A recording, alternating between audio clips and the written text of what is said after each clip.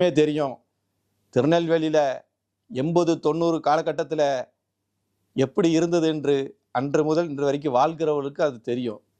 இன்றைக்கு நாடார்கள் அந்த பகுதியில் சுதந்திரமாக நடமாடுவதற்கும் சுதந்திரமாக தனது வணிகத்தையும் வர்த்தகத்தையும் தொடர்வதற்கு மிகப்பெரிய ஒரு தூணாக, ஒரு பாதுகாப்பு அரணாக இருந்தவர் அண்ணன் மாவீரன் கரத்தை செல்வி நாடார். அது யாராலும் மறுக்க முடியாது.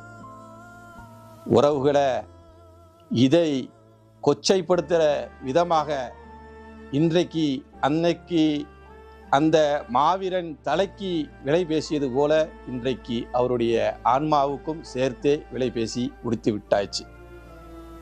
காரணம், அவருடைய குடும்பம் வரைக்கும் அந்த பணத்தை செலவழித்து இந்த நாடார்களை கொச்சைப்படுத்துகிற மாதிரி, நாடார்கள் ஏதோ குறைந்தவர்கள் மாதிரி இவர்கள் அந்த பண